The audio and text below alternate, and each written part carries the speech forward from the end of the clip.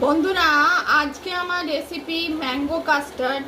দুধ আগে গরম করে নিয়েছি জাল করে, তারপর ঠান্ডা করলাম।